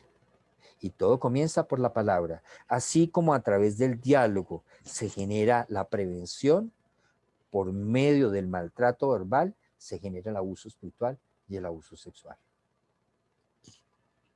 Jenny, ¿otra pregunta? Nos preguntan, primero, si hay algún curso que la fundación esté dando respecto a este tema. Y también dentro del chat hay una persona que nos comenta que él no es profesional, pero dirige el grupo de jóvenes de su iglesia y le gustaría prepararse en este tema porque han tenido que enfrentarlo.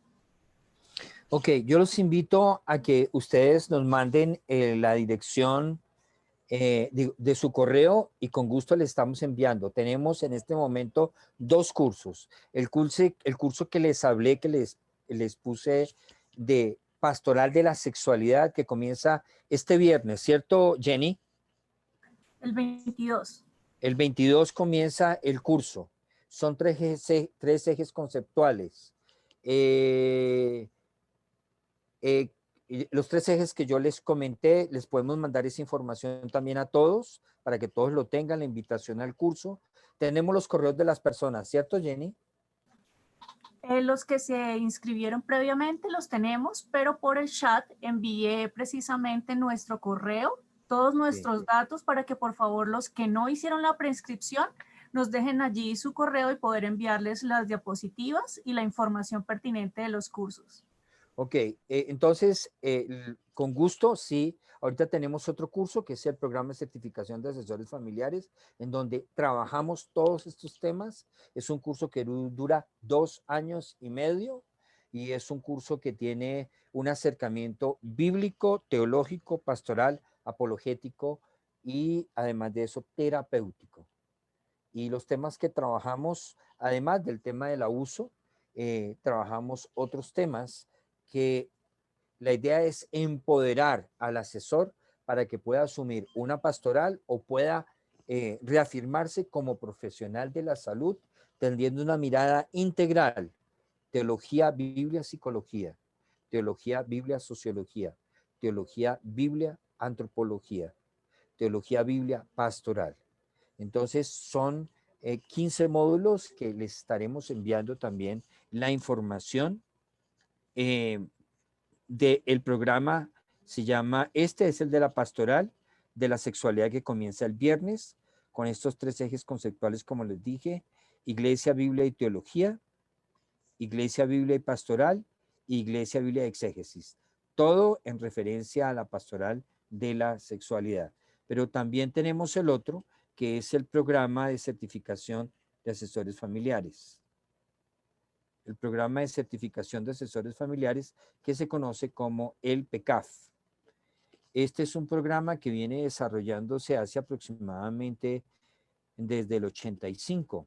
a nivel de América Latina por Irene Iberoamérica, de lo cual nosotros somos representantes aquí en Colombia. Entonces, el programa del PECAF, espérate, programa, a ver, ¿dónde está aquí? Perdón, pastor, el programa de entrenamiento y certificación de asesores familiares en el momento está en la modalidad intensiva virtual. Gracias. Entonces, la duración es 1.5 años y son 13 módulos. Gracias. ¿Qué más puedes decir, Jenny? Por favor. Tenemos entonces dentro de los módulos, módulos que van a unir precisamente, van a enlazar todo lo que son las ciencias de la salud con la teología pastoral. Hay talleres y pastorales dentro de ese PECAF. Hay uno que vamos a abrir los sábados a partir del mes de febrero, sábados en una intensidad horaria de 8:30 a 1 de la tarde. Y el otro espacio que tenemos del PECAF son los lunes en el horario de 5 a 9 de la noche. Okay. En este momento, el de los lunes iniciaría el 18 de enero para aquellos que estén interesados. Ok. Bueno, les vamos a mandar esa información para que ustedes las puedan tener y para que tomen iniciativa en formar parte de esas capacitaciones que sé que los van a empoderar y les van a dar más herramientas para ser más eficientes y más eficaces en la pastoral o en su rol profesional, desde un ejercicio de la psicología, por ejemplo. Y les invitamos también a que sigan las redes sociales y que conozcan nuestra página web, que es fundacionelrenuevo.org, www.fundacionelrenuevo.org. Ustedes nos pueden seguir en Facebook, en Instagram, y también se pueden comunicar con nosotros, ¿ya? Creo que estamos a disposición y para servirles a todos ustedes. Una última pregunta y terminamos.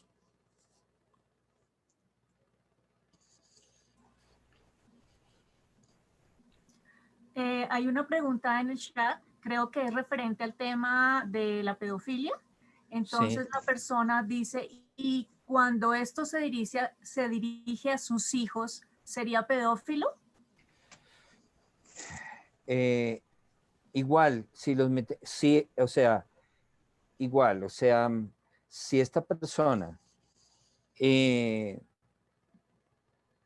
está dentro del cuadro psicopático de un pedófilo, no importa quién sea, no importa, pueden ser sus hijos, pueden ser sus sobrinos. Lo que pasa es que el pedófilo lo puede buscar con sus hijos, lo puede buscar con sus sobrinos, o puede ser que nunca toque a sus hijos también, ¿ves? Pero después se descubre de que tocó a sus 5 o 6 sobrinas cuando él tenía 18 años y ahora él tiene 50 años y las sobrinas ya están casadas y una de ellas comenzó a decir, es que mi tío me tocó o mi papá me tocó, ¿sí? Pero además de haber tocado a su hija, también ha tocado a otros niños de más. Entonces puede ser que no toque como puede ser que toque a sus hijos. No, eso no, o sea, el desplazamiento del deseo sexual no tiene filiación o consanguinidad. Es el niño, en la condición en la cual el niño esté y sea la relación filial que tenga con el agresor, no importa. ¿Ok? Bueno. Entonces, bueno, vamos a terminar con esta imagen que queremos de alguna manera dejárselas, no al abuso espiritual, no a la violencia espiritual. Los invitamos a que entren a nuestra página web y que se comuniquen con nosotros. Ahí está mi correo wcharrice@fundacionelrenuevo.org. Estas diapositivas se las vamos a hacer llegar a ustedes. Esta diapositiva tiene otros componentes que no se alcanzaron a desarrollar, pero que creo que les pueden servir. Y comuníquense con nosotros para formar parte de este equipo que sigue capacitándose cada vez más. Las personas que dictan los módulos son personas que tienen una formación psicoespiritual, son psicólogos o psicólogas de formación, tienen una formación teológica y tienen una formación bíblica. Y tienen toda una formación de 7 años y estas personas también pasaron por estos procesos que ustedes o yo pudimos haber vivido. Yo fui víctima de abuso espiritual y esto fue lo que me inspiró y convertir, el Señor nos llamó a hacer de nuestros limones limonadas y creo que en su gracia nos restauró y hoy en día nos usa precisamente para trabajar junto con un equipo el tema de la violencia espiritual, el abuso en todas sus formas y maltratos. Jenny, te doy gracias por el acompañamiento, gracias por la logística, gracias por la compañía y a ustedes por tomarse este tiempo. Esperamos que este no sea realmente el último tiempo. Deseamos hacer algo así mensual. Entonces, los invitamos y esperemos para la próxima vez poder estar atentos, ya sea manejando este tema o otro tema que sea contextual a las necesidades de la iglesia. Si usted quiere, déjenos alguna impresión en el chat de lo que para usted significó este tiempo o mándenos a nuestros correos, nos retroalimentará y nos hará también ser mejores personas y mejores cristianos. Vamos entonces a darle gracias al Señor.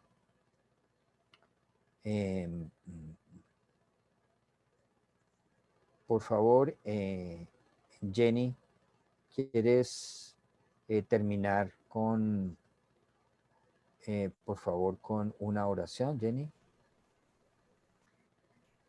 Padre amado, muchas gracias por espacios como este, que se abren para dialogar de temas que han sido silenciados durante muchísimos años en nuestros entornos, temas que traen dolor, temas que son necesarios afrontar y definitivamente resolver como los siervos que somos, Señor. Esperamos que cada uno de los temas que hemos abordado hoy, aunque fue muy general, dejen de verdad dudas resueltas y aquellos también que les deja preguntas, estamos aquí para resolverles, Señor. Gracias por este equipo. Ayúdanos a poder ser luz y sal en medio de este tiempo, Señor, para tu iglesia. Gracias a cada una de las personas, Padre, que tú trajiste en este espacio y permite que cada uno de ellos, Señor, pueda recibir en este espacio respuesta a mucho de lo que ha vivido tal vez, de lo que se ha preguntado o de lo que ha necesitado tal vez también visibilizar. Te damos gracias por espacios como este, gracias por la Fundación El Renuevo y ojalá podamos tener más espacios en donde tu voz, Señor, sea clara para todos nosotros. En el nombre de Jesús, amén. Amén y amén.